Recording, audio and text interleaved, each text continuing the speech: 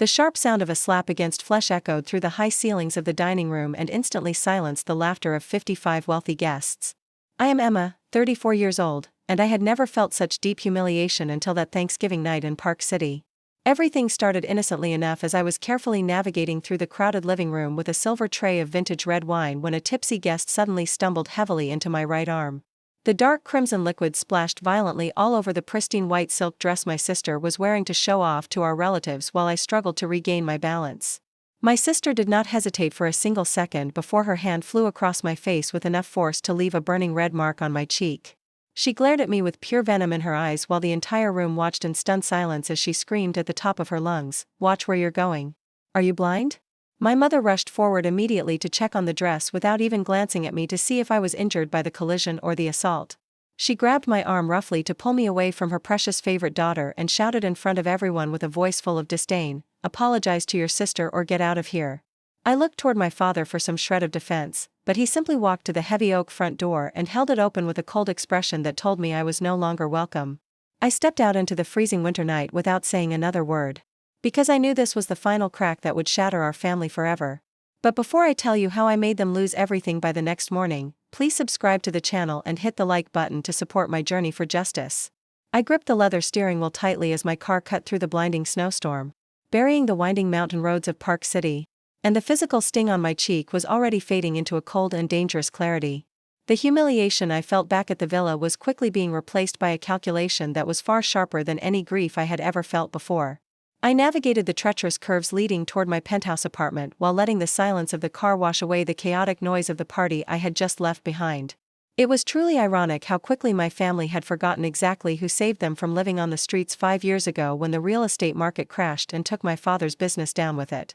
I remembered vividly how Dad had sat at my kitchen table with his head in his hands while begging me to buy the villa so his wealthy friends would never know he was bankrupt. I was the one who quietly purchased the property to keep up appearances for their social circle while Bianca was busy spending money she did not earn on vacations she could not afford. I had even foolishly agreed to fund her fashion boutique chain because Mom insisted that Bianca just needed a little help to get started on her own feet. They seemed to believe that my generosity was an infinite resource that they could exploit forever without ever showing a shred of gratitude or basic respect in return. The elevator ride up to my floor felt agonizingly slow because my mind was already racing through the legal clauses I had written years ago for this exact scenario. I entered my dark apartment and did not even bother to turn on the lights as I walked straight to the home office where I kept my most important documents. I pushed aside the large abstract painting hanging on the north wall to reveal the hidden steel safe that contained the only leverage that mattered now. My fingers moved automatically over the keypad to enter the combination that would unlock the reality my family had conveniently chosen to ignore for half a decade. I pulled out the thick leather binder containing the property deed and the business investment contracts that I had not looked at since the day I signed them.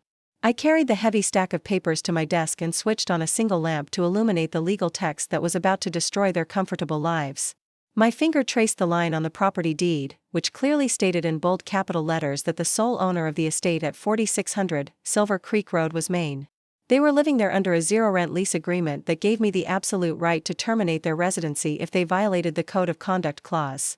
I flipped through the pages until I found the business loan agreement for the boutiques that Bianca paraded around town as her own personal success story. Clause 14. B was explicit about the immediate repayment of the entire principal amount plus interest if the beneficiary engaged in conduct detrimental to the investor's dignity or reputation. Tonight, she had not only insulted me, but physically assaulted me in front of 50 witnesses who could testify to her behavior. She had violated every single condition of our agreement in a matter of seconds because her temper was faster than her brain. I did not care that the digital clock on my desk showed it was past midnight when I picked up my phone to dial the number of my lawyer. "Mr. Sterling." He answered on the second ring with the professional alertness of a man who was paid to handle high-stakes crises at any hour of the day. "Mr. Sterling, I need to apologize for calling you this late, but we need to execute the asset recovery protocol immediately," I said into the receiver with a voice that was devoid of any daughterly affection as this.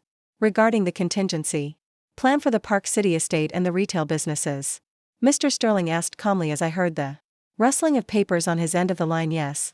And I want everything done by the book, but with maximum speed. Because I want them to wake up to a different reality tomorrow morning," I replied while staring at the signature my mother had witnessed on the loan documents. "Draft the eviction notice for the villa giving them 30 days to vacate the premises starting tomorrow." Initiate the immediate recall of all business loans provided to Bianca and freeze the operating accounts for a forensic audit. I can have the papers served by a courier at 8 a.m. tomorrow. Along with the utility cut-off orders you authorized previously. Mr. Sterling confirmed efficiently, without asking for unnecessary details about the family drama. Do it, I commanded firmly before ending the call and placing the phone face down on the mahogany desk. I turned my chair to look out the floor-to-ceiling windows at the city lights twinkling below, feeling a sense of absolute finality settling in my chest. There would be no more second chances or financial bailouts for the people who had treated me like an ATM machine for years. The storm outside was raging with increasing intensity, but it was nothing compared to the legal blizzard that was about to hit my family when the sun rose. I closed the leather binder with a heavy thud, signaling the end of my patience and the beginning of their reckoning. The next morning, when the weak winter sunlight had just begun to touch the massive floor-to-ceiling glass windows of the villa, the nightmare I had orchestrated officially began for my sleeping family. The house was usually a sanctuary of automated warmth and technological comfort that shielded them from the harsh Utah climate, but that sense of security was violently ripped away in a single second. Suddenly, the gentle hum of the geothermal underfloor heating system died out completely. The ambient recessed lighting in the hallways flickered into darkness, and the high-speed fiber optic internet connection that connected them to the outside world was severed at the source. The multi-million-dollar smart home was instantly transformed from a luxurious palace into a freezing cold tomb of silence and isolation as the temperature inside began to plummet rapidly to match the snowy landscape outside. The silence was broken almost immediately by the shrill and demanding voice of my sister echoing from the master suite on the second floor, where she usually spent her mornings scrolling through social media in bed. She stomped onto the landing wrapped in a silk robe, while furiously tapping the screen of her latest model smartphone, which was now useless without the Wi-Fi connection she took for granted. "Mom, why is the Wi-Fi down? I can't post anything." Bianca screamed down the stairs with the petulant tone of a teenager rather than a 32-year-old woman unaware that her mother was currently frantically pressing buttons on the dead thermostat in the hallway. Susan was too distracted by the rapidly cooling air to answer immediately. So Bianca let out a frustrated huff and switched her phone to the 4G cellular data network to complete the purchase of a designer handbag she had added to her cart the night before to soothe her wounded ego. She pressed the place order button with a smirk of anticipation, expecting the usual dopamine rush of a confirmed purchase, but instead, the screen flashed a terrifying crimson notification that froze the blood in her veins. The words, "Card declined, account frozen," stared back at her with a brutal finality that she had never experienced in her entire life of privileged dependency. She tried again with a different card and then another, but each attempt resulted in the same catastrophic message that signaled her financial lifeline had been completely severed. Down in the living room, my father was aggressively flipping the light switches up and down as if brute force could make the electricity return to the dead circuits. He marched toward his wife with a scowl etched deeply into his aging face, looking for someone to blame for the inconvenience that was interrupting his morning routine. "Susan, did you forget to pay the bills again? The whole house is freezing." Richard snapped at her with biting sarcasm, completely failing to realize that this situation was far more serious than a simple administrative oversight or a missed utility payment. Before Susan could defend herself against his accusations, the sound of tires crunching on the gravel driveway drew their attention to the large bay window overlooking the front entrance. A sleek black sedan that looked nothing like a utility repair van had pulled up to the gate, and a man in a sharp charcoal suit stepped out carrying a leather briefcase instead of a toolbox. Richard straightened his posture and adjusted his sweater, assuming that this must be a representative from the bank or the utility company coming to apologize personally for the outage. He walked confidently to the heavy oak front door and swung it open, ready to demand an explanation and immediate restoration of services for his inconvenience. However, the man did not offer a handshake or an apology, but instead reached into his briefcase and handed my father a thick red envelope sealed with the official stamp of the district court. The process server stated my father's name to confirm his identity, and then turned around to walk back to his vehicle without saying another word, leaving Richard standing in the freezing doorway with the wind howling around him. Richard tore open the seal with trembling fingers, while Susan and Bianca gathered behind him, their breath already forming visible clouds in the rapidly dropping temperature of the foyer. They stared in collective horror at the bold black letters at the top of the document, which read, "Notice of termination of tenancy. 30 days to vacate," followed immediately by a secondary asset freezing order issued against all business accounts associated with my investment. The realization hit them with the force of a physical blow as they finally understood that the power outage was not an accident, but a deliberate act of war. All three of them scrambled to pull out their phones to call me, desperate to beg, scream, or threaten, but the only response they received was the endless, hollow ringing of a line that would never be answered again. 2 days after the first sanctions were issued against the residents of the Park City Villa, I sat at the head of the long mahogany table in the glass-walled conference room of my company headquarters. The silence in the room was heavy and suffocating, despite the bustle of the city outside, because I knew exactly what was coming next. I had spent the last 46 hours ignoring the hundreds of missed calls from my parents and sister while I waited for the only information that actually mattered to me now. The large digital clock on the wall seemed to tick slower than usual as I stared at the closed door and prepared myself for the forensic reality of my family's betrayal. The heavy oak door finally opened, and my best friend and chief accountant, Rachel, walked in carrying a stack of financial binders that looked heavy enough to sink a ship. She did not offer me her usual warm smile or ask about my weekend because the expression on her face was one of pure professional dread mixed with personal pity. She placed the documents in front of me with a heavy thud that echoed in the empty room and opened the first folder to a page covered in aggressive red highlighter marks. The air in the room seemed to drop another 10 degrees as she flipped through the pages of bank statements that I had trusted Bianca to manage honestly for the past 3 years. Rachel pointed a manicured finger at the rows of suspicious transactions that populated the spreadsheet and looked me directly in the eyes with a grim expression. "Katrina, look at this. These aren't business expenses. 5-star resorts, gambling sites? She's bleeding the company dry." I pulled the heavy binder closer to inspect the evidence myself, feeling a cold knot of nausea forming in my stomach as I realized the absolute magnitude of the theft. Bianca had not just been mismanaging the boutiques through incompetence or laziness. She had been systematically siphoning funds through a complex web of fabricated vendor invoices. I saw recurring payments for consulting fees that went directly into offshore accounts and massive withdrawals for inventory that never actually arrived at the warehouse or appeared on the sales floor. The credit card statements painted a grotesque picture of a woman living a billionaire's lifestyle while the business she claimed to run was drowning in red ink and unpaid vendor debts.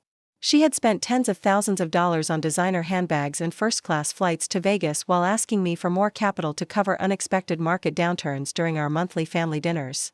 I felt like a complete fool for believing her sob stories about the difficult retail economy when the reality was printed right here in black and red ink. But the true horror was waiting for me on the authorization pages for the quarterly budget overruns that I had been too busy to scrutinize personally. My eyes widened in disbelief as I recognized the looping, elegant signature at the bottom of the approval forms next to the official company date stamp. It was the signature of my mother Susan authorizing the transfer of emergency company reserves into Bianca's personal discretionary fund under the false pretense of urgent store renovations. My own mother had not only turned a blind eye to the theft, but had actively facilitated it by using her power of attorney to override the safety checks I had put in place. She had looked me in the face every single week and asked how work was going, knowing full well that she was helping her favorite daughter rob me blind. The betrayal cut deeper than the slap at the party because this was a calculated long-term conspiracy to exploit my trust and my resources. I threw the heavy fountain pen across the room in a sudden burst of uncontrollable rage and stared at Rachel with eyes that burned with unshed tears of fury. "So my mother signed off on this? She knew Bianca was stealing from me and helped her hide it." Rachel looked down at the polished floor before sliding a final thin black folder across the table toward my trembling hands to deliver the final blow. She explained in a low, serious voice that the forensic analysis revealed cash withdrawals occurring at odd hours that matched the repayment schedules of known underground loan sharks. Bianca was not just stealing to fund a lavish lifestyle or a gambling addiction. She was stealing to keep dangerous criminals away from her door because she was in far deeper than we ever imagined. The realization settled over me like a funeral shroud because I knew that cutting off the money flow 2 days ago had just put a massive target on all of our backs. For days after the damning meeting with Rachel regarding the forensic accounting evidence, the silence from my family finally shattered because they had completely run out of liquid assets and patience. They decided that the best course of action was to storm the headquarters of my company to demand the restoration of their lifestyle. The first warning I received was a frantic call from the front desk receptionist informing me that a chaotic scene was unfolding in the main lobby involving 3 individuals claiming to be my relatives. I walked out onto the mezzanine balcony to witness my father Richard and my mother Susan putting on a theatrical performance for the benefit of my employees and several waiting clients. They were deliberately raising their voices to shout about elder abuse and financial abandonment, painting themselves as the innocent victims of a heartless daughter who had left them to freeze and starve without cause. I immediately instructed the head of building security to escort them out of the public eye and into the soundproof executive conference room, not to negotiate, but to contain the embarrassment they were causing. They marched into the room with a sense of entitlement, expecting a private audience, where they could bully me into submission, but their confidence faltered when they saw who was waiting for them. I was seated at the head of the table, and to my right sat Mr. Sterling, who was monitoring a professional-grade audio recorder and a video camera that was already blinking with a red recording light. My parents hesitated near the doorway, but Bianca pushed past them with a wild look in her eyes that suggested she had not slept since the night of the party. She looked less like a fashion mogul and more like a cornered animal as she slammed her manicured hand onto the polished obsidian conference table with enough force to crack a nail. She did not possess a shred of the arrogance she displayed at the Thanksgiving party, replacing it with a frantic, unhinged desperation that confirmed Rachel's theory about the dangerous loan sharks. She leaned over the table, invading my personal space, and screamed at me with a voice that cracked under the weight of her terror. "Unfreeze my cards right now. Do you have any idea who is looking for me? I need that money." I did not dignify her hysterical demands with a verbal response, choosing instead to press a single button on the control panel to dim the lights and activate the main projector screen behind me. The massive display illuminated the darkened room with high-resolution scans of the falsified invoices and the unauthorized withdrawal slips that blatantly bore the company letterhead. I cycled through the slides slowly, allowing them to see the dates and amounts of the money Bianca had stolen before landing on the final slide, which displayed the document signed by my mother. The color drained from Susan's face until she looked like a ghost, and she collapsed into the nearest chair as if her legs could no longer support the weight of her guilt. Richard stared at the screen with his mouth slightly open, looking from the evidence to his wife and then to his favorite daughter, finally comprehending the magnitude of the crime they had committed. The room was filled with the hum of the projector fan and the heavy breathing of three people who realized their secrets were no longer hidden in the shadows. My father tried to salvage the situation by adjusting his tie and adopting the tone of a patriarch, trying to discipline a wayward child, completely misreading the power dynamic in the room. He walked around the table to stand beside the trembling figure of my mother and looked at me with pleading eyes that tried to evoke a childhood connection that no longer existed. "Katrina, this is a family matter. We can handle this at home. Don't involve the law." Richard stammered, his voice lacking any real authority as he gestured vaguely toward the camera Mr. Sterling was monitoring. I stood up slowly from my leather chair to signal that this unauthorized meeting was concluded and looked directly into the terrified eyes of the people who raised me. I told them clearly that embezzlement and fraud were not family matters but felonies punishable by significant prison time under state and federal law. I delivered my final ultimatum with the cold precision of a judge passing a life sentence on a guilty defendant without a hint of hesitation or remorse. I informed them that they had two choices: vacate the Park City estate quietly within the remaining days of the notice period, or I would hand the entire digital file on the screen over to the Economic Crimes Division of the police force before they even left the building. The three of them stood in stunned silence for a long moment before Richard grabbed Bianca's arm and pulled her toward the exit, knowing they had absolutely no bargaining chips left to play. They shuffled out of the conference room defeated and broken, leaving me alone in the dim light of the projector screen with Mr. Sterling. I watched the door close behind them and felt a profound sense of relief, knowing that the hardest part of the battle was finally over. 1 week before the 30-day eviction notice was scheduled to expire, the crushing pressure from the criminal underworld finally pushed Bianca past the point of rationality and turned her into a desperate fugitive. The atmosphere inside the freezing Park City villa had transformed from a tense family standoff into a suffocating cage of fear, because my sister knew that her time was running out much faster than the eviction clock.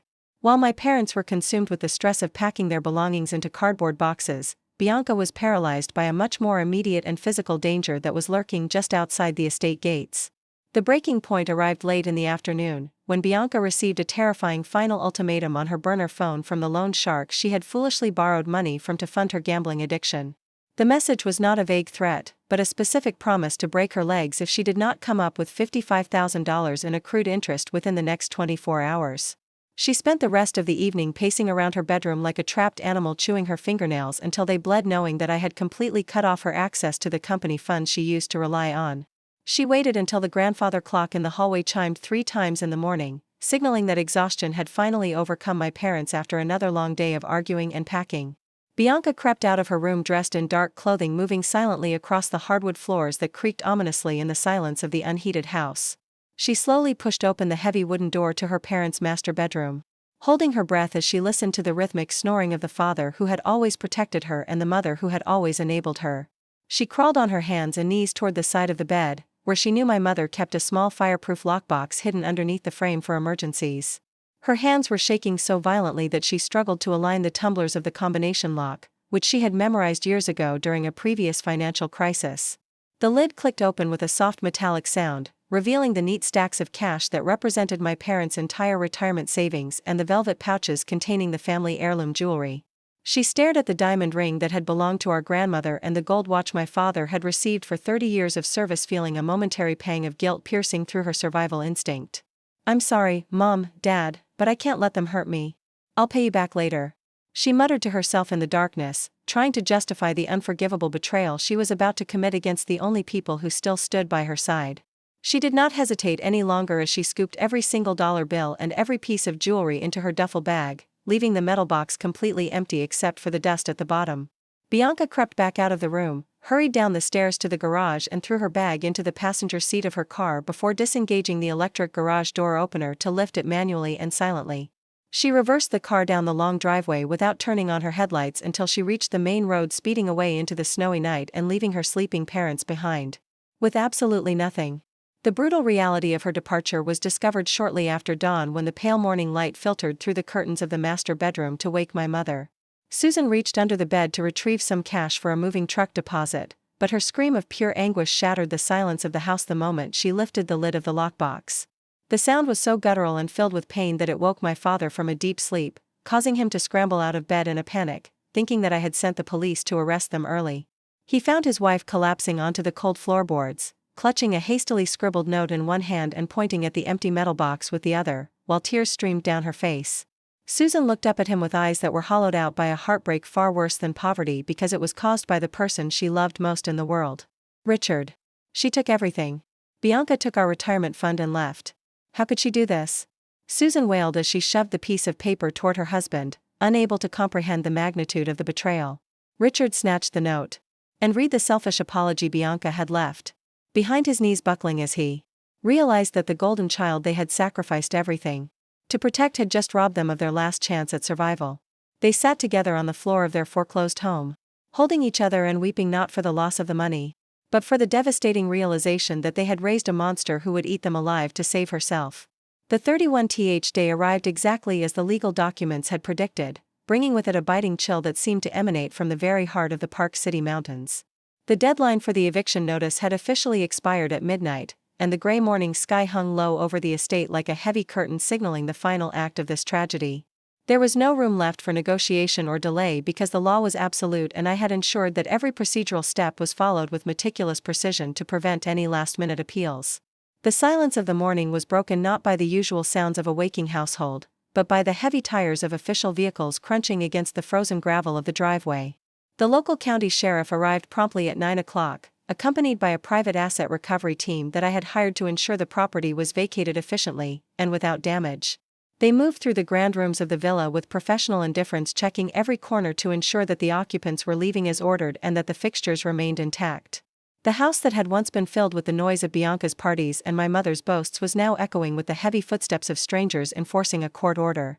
My parents offered no resistance because the fight had been drained out of them the moment they discovered the empty safe box a week ago. I arrived at the scene 15 minutes later, driving my black SUV slowly toward the front gate, where the final scene of our family drama was unfolding under the gray winter sky. Richard and Susan were standing on the pavement outside the imposing iron gates, clutching a few plastic bags and worn suitcases that contained the pathetic fragments of their former life. They looked nothing like the arrogant couple who had presided over the Thanksgiving dinner just a month ago, having aged decades in the span of 30 days. My father's shoulders were slumped in defeat. His expensive coat looked too large for his shrinking frame, and my mother was shivering uncontrollably as she stared blankly at the snow. When my father recognized my car approaching the driveway, a spark of desperate hope seemed to ignite in his tired eyes, causing him to drop his bags on the wet ground.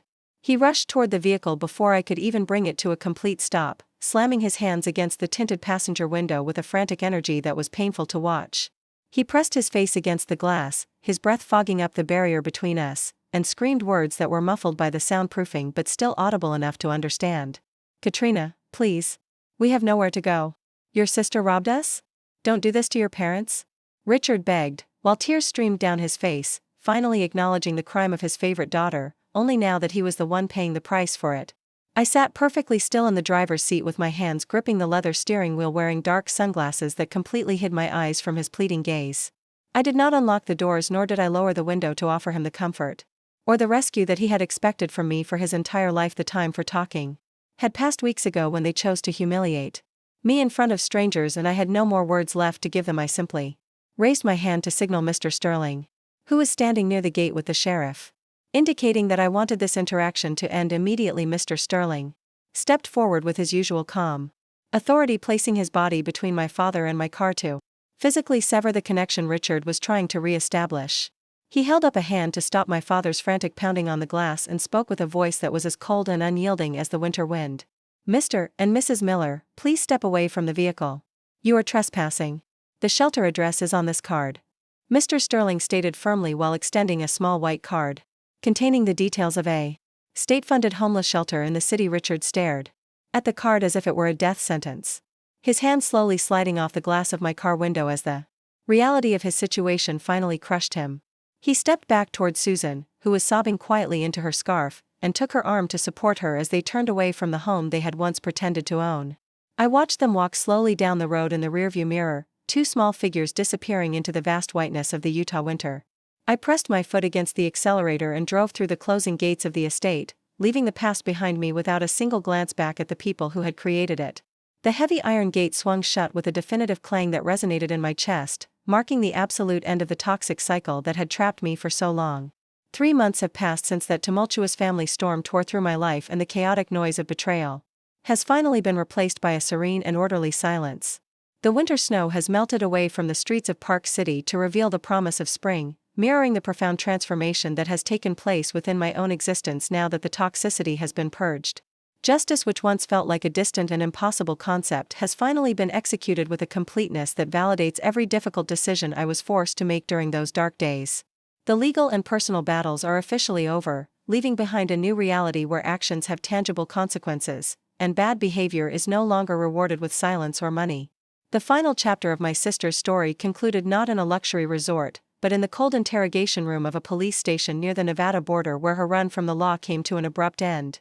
Bianca was apprehended by state troopers while attempting to use a crudely forged passport to cross state lines in a desperate bid to escape the loan sharks and the police simultaneously.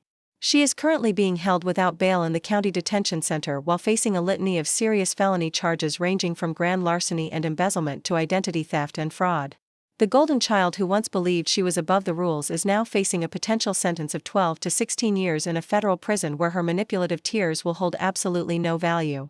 My parents have also been forced to confront a reality that is far removed from the country clubs and gala dinners they used to frequent during the years they lived off my generosity. Richard and Susan are currently residing in a cramped, one-bedroom subsidized apartment in a rundown industrial district on the outskirts of Salt Lake City. Reports from their assigned social worker indicate that their days are spent in a cycle of bitter arguments where they endlessly blame each other for failing to control Bianca or for not manipulating me effectively enough. They have lost the two things they valued most in the world, their social status and their favorite daughter, and are left with nothing but the devastating knowledge that they are the architects of their own misery. As for me, I decided that I could not return to live in the Park City villa because the walls were too saturated with memories of disrespect and ungratefulness. I sold the property for a significant profit to a tech billionaire from California and used the entire sum to expand my charitable foundation dedicated to funding female entrepreneurs. I have found a profound sense of purpose in helping women who actually possess the drive and integrity to build their own success rather than stealing it from others. My life is now filled with genuine laughter and peace shared with true friends like Rachel, who stood by me when I had nothing to offer but the truth. This story serves as a brutal but necessary reminder to everyone watching that sharing DNA with someone does not grant them a permanent license to abuse your kindness or destroy your mental health. We are often taught that family is everything and that we must endure any amount of mistreatment for the sake of keeping the peace, but that is a dangerous lie that keeps victims trapped. True loyalty must be earned through mutual respect and reciprocal care, and it is never your obligation to set yourself on fire just to keep other people warm. The most courageous thing you can do is to pick up the scissors and cut the cord that tethers you to toxic people, even if those people are the ones who gave you life. You deserve to be surrounded by people who celebrate your existence, not those who only value you for what you can provide for them. Thank you so much for listening to my story and for walking this difficult path toward justice and self-respect alongside me until the very end. I am curious to know what you think about my final decision to prosecute my sister and cut off my parents completely. Do you think I was too harsh? Or would you have done exactly the same thing if you were in my shoes? Please share your honest thoughts and similar experiences in the comment section below.